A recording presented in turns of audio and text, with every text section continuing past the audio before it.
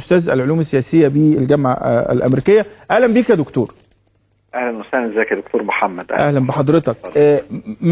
ما بين من يتفائل ويرى أنه هذا نهاية النظام الإيراني الحالي، نهاية نظام ولاية الفقيه، وبين من يرى أنه هذا حراك يمكن السيطرة عليه. كيف تقرأ أنت ما يحدث في إيران على الأرض اليوم؟ هو طبعا خلينا نكون حذرين في التعامل مع الحالة الإيرانية في هذا التوقيت، لأن احنا أمام عدة أيام ربما فيها طبعا تفاؤل كبير، لكن الوقائع على الأرض طبعا لا تزال غير واضحة المعالم في إطار نقص المعلومات بعيد عن حالة التظاهرات ومن يرتبها. لكن خليني أشير إلى بعض الأمور الشكلية ومنها إلى النقاط الجوهرية. الشكلية إن لو بتعمل تحليل مضمون لحالة التظاهرات المعلنة هيشير لحضرتك إلى أنه المطالب اقتصادية، والمطالب متعلقة بحالة الوضع الاقتصادي الداخلي وغلاء المعيشة وتزايد الضرائب التراكمية بصورة كبيرة. إذا أنت أمام مطالب بالأساس مطالب اقتصادية بهدف تحسين الوضع الاقتصادي. توارت الشعارات السياسية في أول يومين بصورة واضحة. كان هناك بعض الأمور المتعلقة بانتقاد النظام الراهن بتدخله في الإقليم بصورة أخرى ومحاولته طبعا التدخل. فأنت أمام الاقتصاد يسبق السياسة دكتور محمد في هذا التوقيت، يعني الأولويات الاقتصادية تستبق الأولويات السياسية في المشهد. الأمر الآخر هو أنه هناك مؤسسات ضابطة لحركة هذا الحراك لم تتضح مواقفها على الأرض إلا تقريبا اليوم بعد استخدام القوة وسقوط عدد من الضحايا. أعتقد هتبقى هذه المؤسسات هي اللي هتحكم شكل وإطار ومضمون التغيير القادم. صحيح. كان التظاهرات يعني تم التعامل معها بقوة أو هدأت لاعتبارات متعلقة بالاستجابة التكتيكية لبعض المطالب. وهذه الأمور حضرتك النظام الإيراني بارع منذ 2009 زي ما حضرتك أشرت.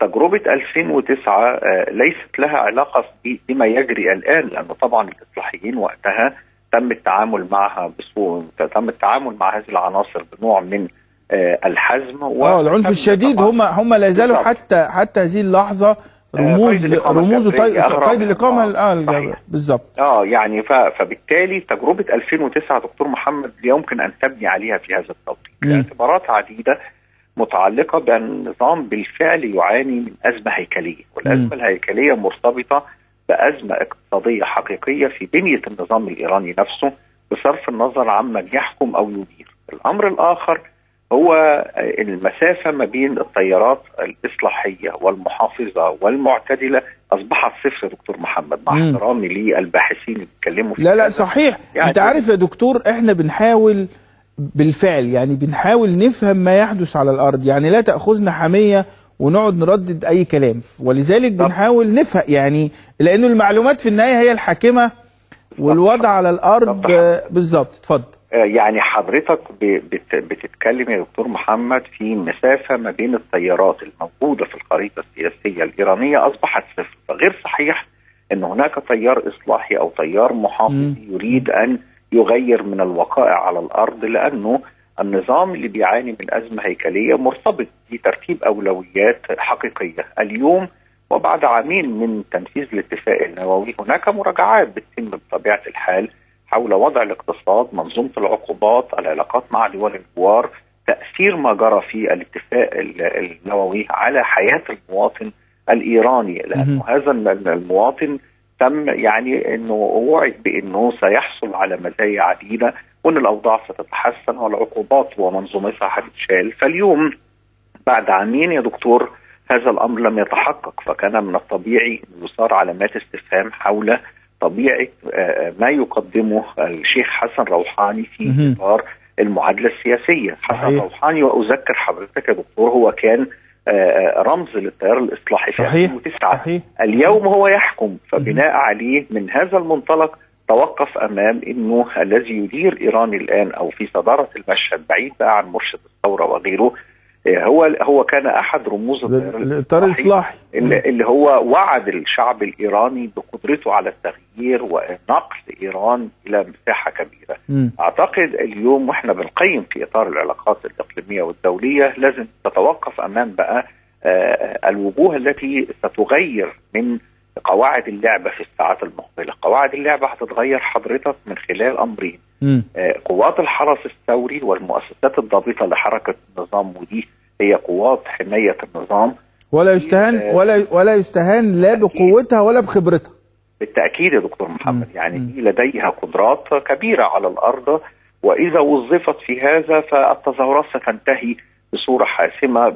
يعني قولا واحدا لن تكون هناك تظاهرات، لان هذه القوى لديها من اساليب البطش وتوظيف العنف بصوره كبيره، فبالتالي هتحسم هذا الامر بصوره كبيره. الامر الاخر ان النظام لا يريد ان يظهر امام الراي العام الدولي انه نظام يستخدم البطش والقوه والعنف، يعني هناك استخدام موظف جيدا في التعامل مع حاله التظاهرات. حقيقي النهارده يعني سقطت حالات. احنا بنتكلم تقريبا طبقا للارقام، لانه لا احد يستطيع ان يجزم بانه اي من المعلومات صحيح بنسبه 100% بالنسبه لايران، لكن احنا بنتكلم في 12 النهارده قتيل صحيح. وحوالي 400 معتقل. يعني ده اللي تم اليوم، لكن برضه هقول لحضرتك انه في يعني تعاملات حذره في التعامل مع استخدام القوة بصورة كبيرة، ومن الواضح أن النظام لم يعطي الضوء الأخضر لهذه المؤسسات وهذه الأجهزة لممارسة عملية عنف ممنهج بصورة كبيرة لإنهاء حالة التظاهرات. لكن يعني من المتوقع، وده وفق طبعا يعني تقييم سياسي واستراتيجي، أنه حالة الشلل العام اللي هتصيب المحافظات والمدن الرئيسية الكبرى في إيران لا تتحمل يا دكتور اقتصاديا انها تقعد من 10 الى 14 يوم، يعني بتتكلم حضرتك في اسبوعين. وبناء عليه هيبقى مقياس العمل هنا في التعامل معها اذا استمرت حاله التظاهرات بصوره كبيره، وتم تطوير حاله التظاهرات في الشارع للوصول الى ما تسميه القوى بقى الداخليه في ايران، هو محاولة إنهاك الأجهزة الأمنية على الأرض ومحاولة إدخالها في حالة من الإنهاك. وكل دي صيغ برضو معروفة ومجربة، يعني إنهاك قوة الأمن، استدراجها، كسرها، ده برضو مجرب. وكل ده حضرتك يعني مطروح، ويعني مطروح بقوة. فيبقى بقى المتغير الإقليمي. أيوة، هو ده مهم يا دكتور. وخليني أسأل حضرتك على حاجة. يعني في بداية الأحداث لما كان في حراك، فتردد إنه إحنا قدام مؤامرة داخلية وليست خارجية، وبعدين لما تحدث ترامب وقال إنه يعني الشعب الإيراني من حقه إنه يتخلص من النظام الباطش المستبد وإلى آخره، فبدأ يتم كلام على إنه لا، هناك مؤامرة خارجية، ويتم الاحتجاج بكلام ترامب للناس المتظاهرين. القوى الإقليمية التي تعادي إيران بشكل واضح وصريح ومعلن، هل يمكن أن يكون لها دور في تغذية هذا الحراك الداخلي؟ يعني جزء من الأسئلة المشروعة اللي حضرتك أشرت وتكرمت فيها تأتي في سياقين. السياق الأول هو مصالح هذه الأطراف اللي حضرتك أشرت إليها وقدرتها على الأرض في عمليات تدخل حقيقية. هقول لحضرتك يعني ما انتهيت إليه من موقفين وموقف ثالث، يعني الموقف الأمريكي والموقف الإسرائيلي وموقف دول الخليج. الموقف الأمريكي حضرتك من تغريدات الرئيس، لو بمحتوى مضمون ما قاله الرئيس الأمريكي، يشير إلى أنه أن هناك من يسعى إلى هز الاستقرار الداخلي في إيران، لكن علينا أن نتعامل مع إيران على أنها ليست جمهورية موسى، وبالتالي يعني نحن كحذرين في إطار العلاقات الدولية أن التعامل مع إيران على أنها حالة ودولة بسيطة وأنها دولة من الممكن اختراقها بهذه الصورة، هذه أمور غير صحيحة. الدولة الإيرانية دولة كبيرة ولديها من الإمكانيات الكثير، وعايز يعني أشير لحضرتك أنه هناك تحليلات عبثية في بعض وسائل الإعلام العربية وحتى في بعض وسائل الإعلام المصرية، أن من يشير إلى أن هناك قوة خارجية زي CIA أو قوات وأجهزة معلومات خارجية نجحت في اختراق إيران، فهي التي رتبت ونظمت وما إلى ذلك. وفي بعض التغريدات لبعض المسؤولين الأمريكان يعني انا رصدتها صباح اليوم، يعني بتشير بين السطور الى امكانيه ان تقوم الولايات المتحده بدور يعني فيما يحدث على الارض في ايران. بالضبط حضرتك، وتوظيف واستثمار، وانه الادارات الامريكيه السابقه قادره على هذا، لكن طبعا ده يعني محسوب، ويعني لا يتم بصوره كبيره في هذا التوقيت، وايران لا تزال سرداب اسود، يعني صعب ان تتعامل معها لانها دوله انها كتاب مفتوح وان التعامل معها يتم بهذه الصوره. اسرائيليا مهم جدا ان حضرتك تشاهد انه هناك ردود فعل اسرائيليه ترحب بحاله الثوره، اسمى الاعلام الاسرائيلي حاله الثوره، هم اسموها في وسائل الاعلام. اسرائيل كاتس وزير التقديرات الاسرائيليه واحد اهم وزراء الحكومه المصغره قال تصريح مهم اليوم انه نحن مع حاله التغيير الكامله، وان هناك ثوره نتمنى ان تحدث في هذا البلد، لانها تمثل تهديدا للامن القومي الايراني. بطبيعه الحال دول الخليج ايضا مؤيده لاعتبارات كثيره متعلقه بالتدخلات الايرانيه. على الاقل الاعتبارات نفسيه يا فندم.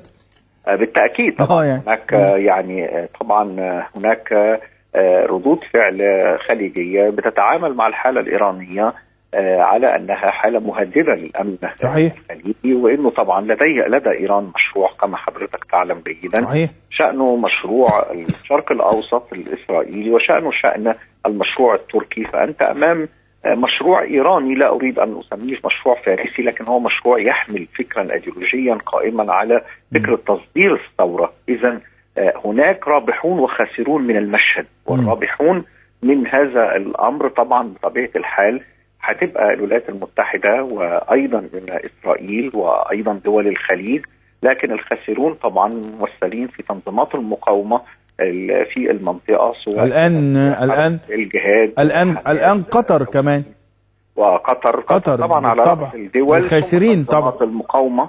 واعتقد ايضا تركيا خاسره، لان تركيا كما تعلم حضرتك طورت علاقتها مع ايران في المرحله الاخيره بصوره ايجابيه، ودخلت عمليه الشراكه بين الاتراك وبين الايرانيين ملفات كثيره تتعلق طبعا بالملف العراقي والخليج وايران، وطبعا التطورات في سوريا. كان هناك تفاهمات ستجرى خلال الفتره المقبله بعد وقف اطلاق النار في مسرح العمليات في سوريا. اذا قائمه الخاسرين والرابحين طبعا هتبقى موجوده، لكن بطبيعه الحال علينا الا نكون حذرين، يعني نكون متعجلين، نكون بالظبط يعني زي بالظبط. احنا مع حضرتك كده انه بلغه يعني انه الكره لا تزال في الملعب. بالظبط يا دكتور. بالظبط. انا بشكر حضرتك جدا حقيقه على هذا التحليل الرصين، وبدو حضرتك تكون معانا قريب، لانه يبدو ان الاحداث هتبقى متصاعده. اشكر حضرتك دكتور طارق فهمي، استاذ العلوم